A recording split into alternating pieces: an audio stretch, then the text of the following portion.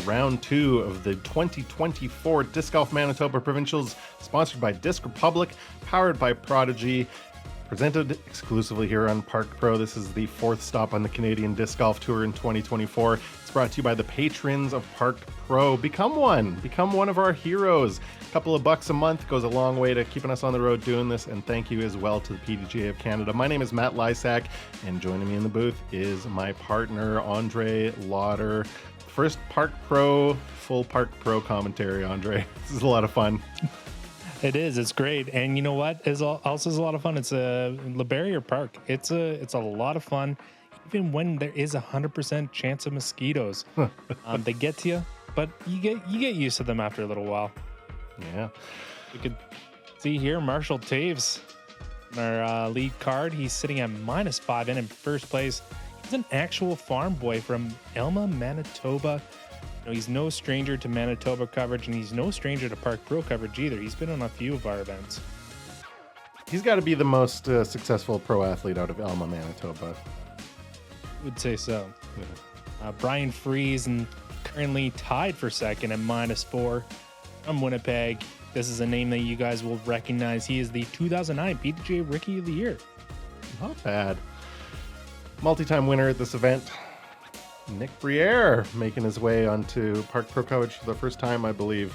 He is a very athletic guy, so I'm surprised that he calls himself the least athletic in his family. Nick is jacked, and he throws the disc hard. Sure does, that's for sure. But that Briere family, it's a talented family. I could say he's probably the best disc golfer in the family, though. It's Kraushar. His knee is doing all right. As you can see here, he is a -4. No problems with the knee today. And really good putter here. Yeah, his knee's doing good enough to be throwing good forehands all over the place. He can, one of the longest putts we've seen so far in this tournament. Excited to see this second round here. Hole 1 is a par 4, 521 feet. Everything to the left of that road. You can see some tire tracks with some orange flags there. That's all OB. So do you want to play it close to the road? Do you want to play it to the sort of more middle-y gap where you got to go through some trees on the right? Dealer's choice on this one. And this is a great starting hole. If you end up on the out of bounds or on the right side in the deep, there are recovery shots that can be made. You want to start off your round really well on this one and keep it in bounds. Blue skies again. Yeah, I don't think we've seen Marshall miss this drive ever in all of the coverage we've done here. He knows how to put it to a spot out there, and he does it again. Yeah. Take a look at Brian here in the black Cardinal jersey.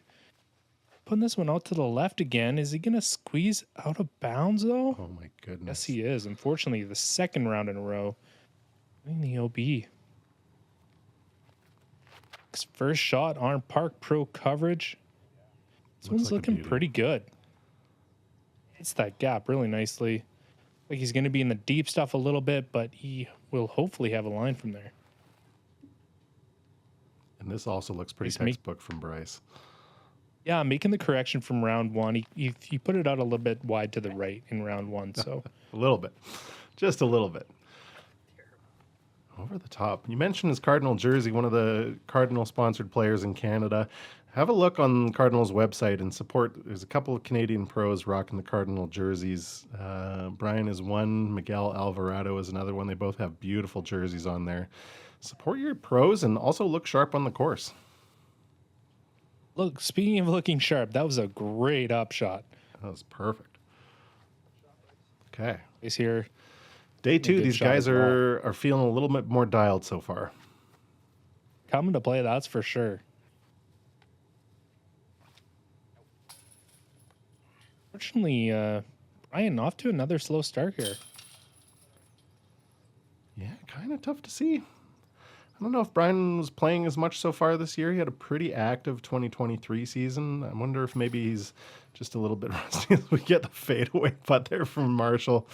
Got his foot down, put the putt in. Everything's legal, but stylish as heck. And getting his bogey to drop. Ripping off some water, unfortunately landing in that puddle. Not Nick sure. almost hitting his head on the basket. Not sure why he marked it there. He kept his foot behind the disc. The guys are feeling loose and goofy here. This is peak Manitoba disc golf right here. Great throws, tremendous skill, and also just having a good time and being goofballs out there. Yeah, exactly. That is, commonplace down in Manitoba. So, it's not often you see frowny faces on the disc golf course. Take a look at hole 2, par 4, 301 feet, a shorter par 4. The challenge is getting this one to the opening and then down this tight tunnel. That is the safe play. As you can see here, it gets pretty tight towards the basket. Lots of trees in the way and lots of foliage to contend with. A lot of these guys are going to go over top if the wind's right, and they're going to try to drop it in and get the eagle. So we'll see if they can do that.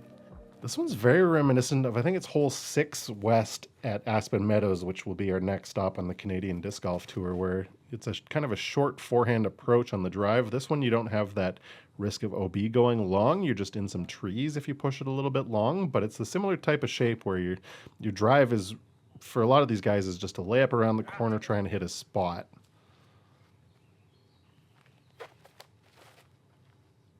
You have 2 over the top and 2 with the safe play.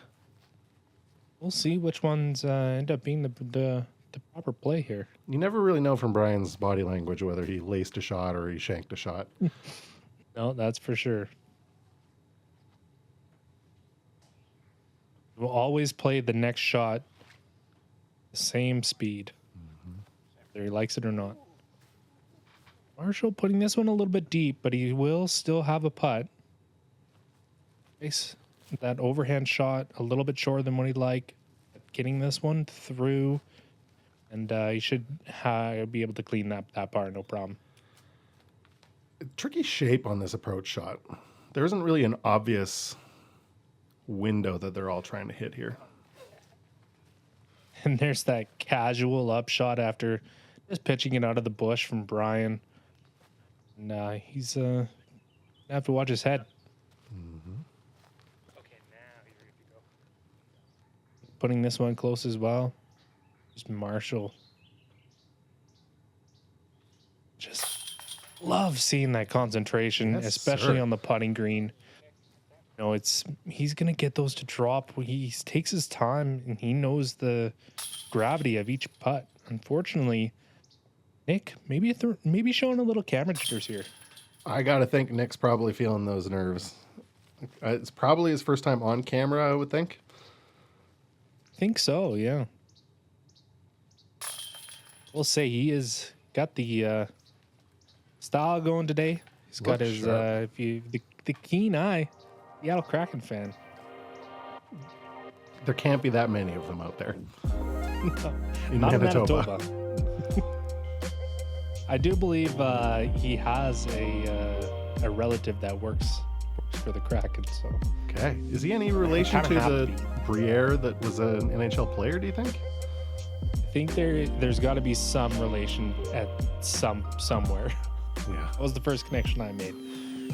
But let's move on to hole 3, par 3, 291 feet.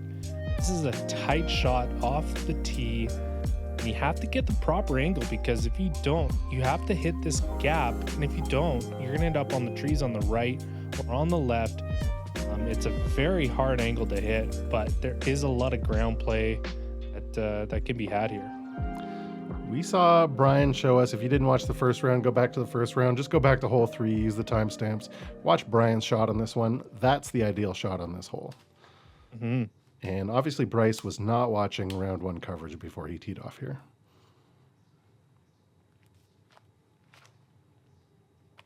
This looks more So like a little bit low, but not quite the distance that you want. Ryan seeing if he can get it going for 2 rounds in a row, not quite getting the distance as well. Here we go. Nick squeezing through there. Looked like a Sexton Firebird probably from Nick there. Love a putt. It's that kind of Firebirdy type disc that I think you're going to want to throw. Something that'll stay straight for the first couple hundred feet and then skip hard to the left. You're seeing these guys having to take some unique lines through the trees It's not what you want to do, but there are a few lines that can be had in order to salvage your pars. Yes, sir. As we see Brian picking up great par save. And that's got to be a Nick little with a bit nice- scary for the competitors there. If Brian Freese starts getting the putter going, that's kind of the final key to his game. He's usually throwing the disc pretty well. Even if he misses something, he'll recover. But it's the putter that really dictates whether Brian's going or not in a round. And unfortunately, Nick not able to capitalize, get the birdie. He had a nice smooth stroke there, but just didn't quite get it to drop. But he will get the par. We have a par frame on hole 3. A look at Brian's putt. It's wobbly, but it's accurate. Just means it grabs more chains. Our first scoreboard check-in of round 2. Bryce and Marshall both at the top at -6. Eric at -5. Josh, Devin, Nick at -4. Adam, Brian at -3. Ethan at -2. And Kevin at -1. This is the drone flyover from the river that goes through Lab Park. I remember this. Just a beautiful setting. There's people canoeing and kayaking down the river. We've seen people fishing, playing with their dogs there. This is just a quintessential Canadian park experience out there. Hiding the goods. Hole Hole 4 4 is a par 3, 239 foot. Most of these guys are going to shoot up this left-hand gap, try to land it up top, and give themselves a chance at a longer putt. If you can hit that gap, though, you can put it pretty close. Yeah, that low forehand, maybe you get a bit of counter skip, something that'll grab your disc. And that would have been the shot, and it still works out really well for Bryce there. If he'd just cleared that last bit of twiggage next to the tree there, that had a chance to skip up towards the basket, but still a really good result for Bryce. Marshall, unfortunately, not getting through the same way that Bryce did. I am taking the backhand route and making it look like it's the route to go. I didn't think that was a thing. I didn't either, but apparently it is. Nick also hitting a lot of tree. There's Marshall from distance. Okay, come on, Marshall Toews. What are you doing? What are you doing, Marshall? Don't do that to them. This Downtown. one deserves slow pro replay. Gotta zoom in to see him. He was that far away, Bryce can't believe it. Takes his hat off in disbelief. Marshall walking in super casually. Not a problem. Marshall does that kind of stuff all the time, so he's used to it. I'm not used to it, though. Looks like you were enjoying it, too. I don't think you were expecting that to go in. That was great. There's Nick. Just putting it up nicely, giving him a chance at the par. And Bryce Nice, got maybe a big little, putted. Yeah. Ryan getting his birdie to drop, though. A backhand play. More traditional way to get a birdie. Put the disc close and make a short putt. A couple of different ways of going about it on this hole. One has to ask, who did it better? Man, tough. Those are two pretty stylish shots there. I want to see this drive again. Really clean up the backhand line. It's not the best line, but you know, if you can hit it, it's there. Obviously, Brian did. Yeah, Brian's one of those guys you trust. If you had to, have somebody make a tight gap to save your life, he'd be on my short list of people that I would trust to do it. Hole 5. Definitely. Par 3, 367 feet. We got a double mando. Turns out it came into play last round. We'll see if everyone can get through cleanly this time. 367. It plays pretty far because you really only have a choice of going straight and then hooking over to the left at the end. And then you got to pick your skip route through these trees here. It's pretty well protected, so I would expect to see a lot of putts from 35, 40, 45 feet here. This one's going to play pretty hard, but the birdie is gettable for all of these guys. It's not that it's just a double mando off the top. There is a mando later on in the hole as well. So Yeah, really also dictating the have to, direction you got to go. It's a feature of a lot of park courses. They put a lot of course into. I mean, it's a big park, but you don't have unlimited space at some of these park courses. So a lot of mandos in park golf. and ground play, as we just saw from Brian there. Bryce can capitalize, and unfortunately catching some trees and dropping down. And we see another missed mando, Andre. I'm shocked. I am shocked. Yeah, you have to wonder how much of it is nerves and how much of it. I mean, it's just could be just miscalculations on their part, but Yeah, it's been like it was rainy out there, so it's possible these pads are a little bit slick too. You never really know. Nick, unfortunately, having to put some funky angle on it because he had to make that second mando and didn't quite get into the spot that he wanted and hitting a tree. Marshall was running that for some reason. I guess once you make a 60-footer, your confidence goes up a little bit. Yeah, I think so. Nick can coop in this one nice and high in the air, a little floater, getting it nice and close. Just gets his par to drop.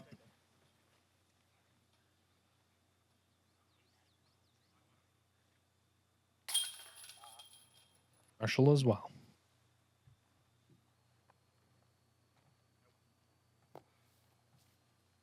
Ryan, unfortunately, unable to capitalize there. Seeing that birdie stroke. Nick channeling his hockey background and going bar down on that one. It was not his favorite hole. He's going to want off there in a hurry. Hole 18 at Worlds, down by 1. It's got to go in.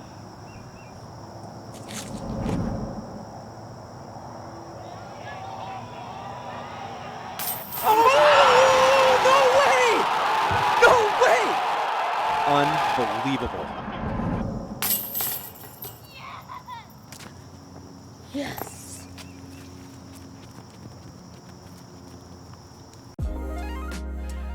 Huge shout out to the PGA and so much for Canadian disc golf and disc golf all around the world.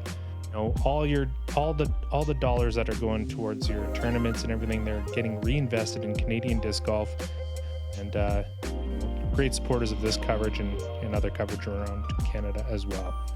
Hole 6 is a par 3, 410 foot. There's a double mando up the top, a tight gap to hit, and funnels down to the basket here with brush on your left, brush on your right. Just stay clean on this one off the tee. We're looking pretty good for the par.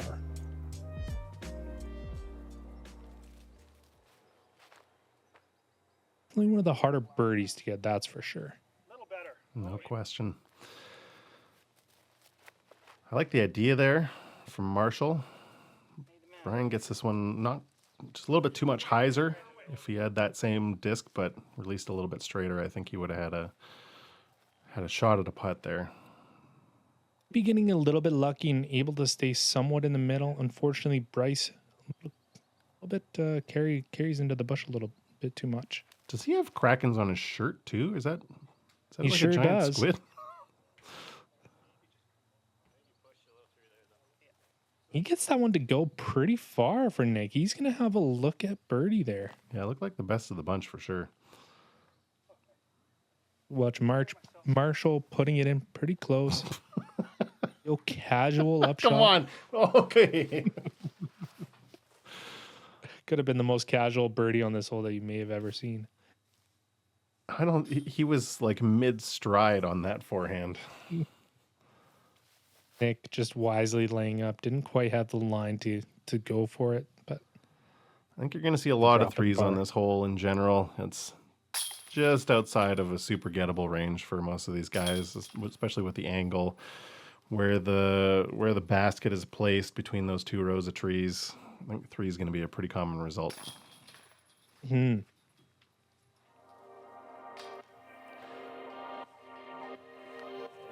and we didn't see a single birdie on the day on hole 6. We did actually see some higher numbers, 26% bogey and 17% double or worse. So this hole really did have some teeth, second hardest hole on the course. I'm a little bit surprised. I thought maybe a few more threes on that one. Yeah, I'm a little bit surprised about that as well, but no surprise here as we see Marshall holding out top place on the leaderboard, Bryce in second, Eric in third, then Jason and Brian both on -4 in fourth. He's back. The front nine seems to suit Jason Tay's game well. Definitely does. Brad, Josh, and Nick both all tied for 6 at -3. Even at -2, Robbie Friesen at -1. We are back 7, it's the bridge hole, R3. Just a great hole, just a beautiful shot. Just like that, when you think park golf, this is kind of the one that I think of when I think of LeBarrier Park. It's a great shot. It's one of those ones that even if you don't have the biggest arm, still get it across and still feel like a champ, because you do have to clear water, you still have to avoid the bridge, and it's there's options to be had. You can go really high, or you can just try to lace one right beside the bridge. I remember getting a birdie on this one. Like you said, it is one of the most memorable. I would say maybe the signature hole on this course. Yeah, it's got to be up there for sure, as we see Marshall taking this one really wide, wider than he probably wanted. So he's going to leave himself a little bit of a long putt there.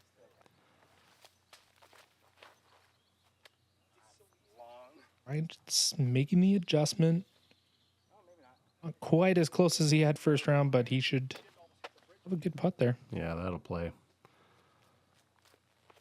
All right, one stroke off the lead here. Bryce also tugs it out super wide. There must have been, I got to think maybe there's some weird wind going on out there this day. Is there any reason why all these guys are tugging it way over to the right here today?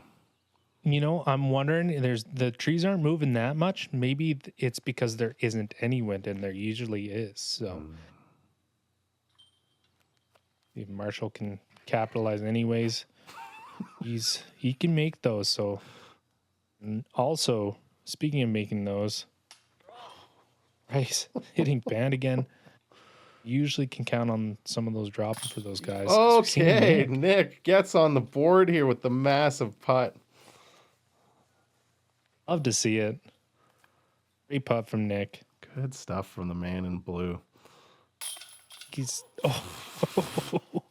Brian. That just wanted to do everything but stay in the basket, but it's managed to stay at the bottom. He touched pretty much every piece of metal except for the pole holding up the basket on that one. Yeah, exactly. I'll say I think Nick's camera jitters are starting to wear off as we see him get birdie on the board. He's at -4. He's not out of it by any means. He's only 3 strokes down, and with putts like this one, that might have gone in without the chain assembly. Yeah, perfect weight on that one. Nice stuff. Now you can see how he got himself onto lead card here. Exactly. Late, it's a par 3, 308 feet. Drone is going off to the left-hand side here, but that is not the typical play for most of these guys. They're going to play the forehand. It just plays to the ground play a lot better, and it's this is one of those ones that I think a lot of these guys are going to want to get on the birdie. So yeah, we've seen this one parked a couple of different ways. We've definitely seen people get there with both the backhand and the forehand. It looks like the backhand line has maybe grown in a little bit more than the forehand line. Yeah, and I think the angle of the new tee box here also kind of plays into these guys leaning towards the forehand. Great shot. Lucky to get a bit of a checkup from the tree there by Nick. That had some juice on it. Even Marshall can make a similar play. Some early foliage. Not ideal. Fortunately. No, that's not where you want to be. This hole's got Bryce written all over it. Make it past the last couple of trees. Not quite. He will also end up in the long grass there. And had the angle, had the speed. Just one too many branches in the way. Now, does Marshall have more magic from circle 2? Well, the height was good. The weight was good. He's dialed in out there. Marshall's one of those guys that you can just tell when he is feeling it. He's got that focus. He's got that look about him. Bryce getting this one to drop real close to the basket as well. The jumper from Brian. This is Manitoba disc golf, baby. Putts going in from everywhere. Love to see it. Yes, he knew. He said, if Brian gets that putt going, like, he is so dangerous. Loves it. He took no time on that one, as usual. Stepped up, jumped through the long grass. Perfect spot. He had a bit of a low ceiling. Couldn't have been any better. That is some Brian Freese magic right there. And Nick is inspired. Another one. He's loving it. Let's go. Manitoba Provincials never fails to disappoint on the highlights. Wait, never disappoints. Never fails to impress. Almost had it. Yeah, I'm rattled. I got long putted on commentary, Andre. There you go. Another look at Nick's here. He's got that nice floaty soft putt, but when they go in, you can't complain. That was so good. Hole 9, wrapping up the first half of this tournament, 285 feet, fairly significantly uphill, probably more than it comes across on camera. You got to get through this row of trees, and there isn't really a designed fairway. As you can see, even flying the drone through it is difficult, but the way that the drone went might be the biggest gap and the best angle on a backhand to get a skip that'll go towards the basket but not go all the way down the hill. If you can get through the trees, then your step 1 is done, but having your disc check up before it goes all the way down the hill towards the river is equally important, I would say. And even just landing it up top, you're not necessarily safe because you still have to run it down the hill. So a lot of people will choose to lay up even if they get it up on that ledge. I kind of like this flex forehand play here by Nick. Making sure he's getting through a gap and getting to an open space at the top of the hill. And then he's kind of putting parallel to the hill line where the basket is instead of perpendicular straight down the hill.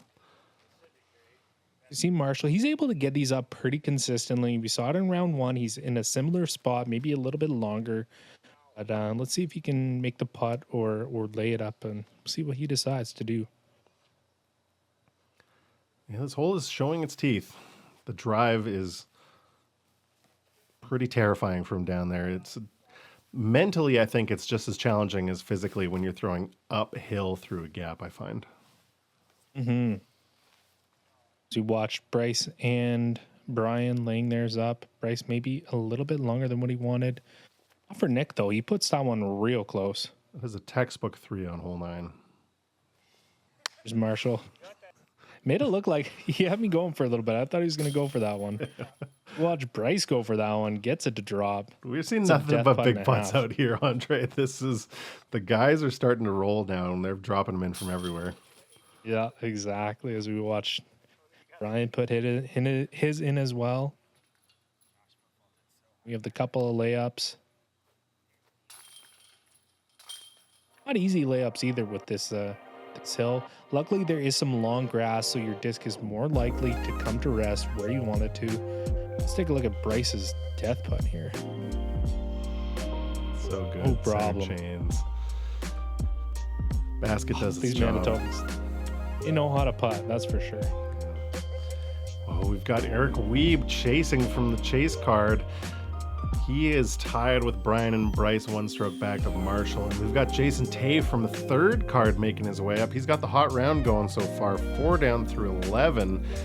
This is tightening up top 6 players, all separated by 2 strokes, with Brad and Josh 1 back of that, coming into this back 9 here. I have no idea what's happening. I don't know what's going to happen. Yeah. There could be one even 8 guys on lead card tomorrow. Even Nick, like, he had a bit of a rough start, but he has put some birdies together, and he's right back in the hunt. So it's nice to see him put those in the basket. Yeah. Please stay tuned for the back 9. Okay. Matt, Okay. you weren't even here. Not even there. This is some time travel stuff. I don't know what's even going on. Get subscribed. Stay tuned for the back nine coming up next. With the battery flip.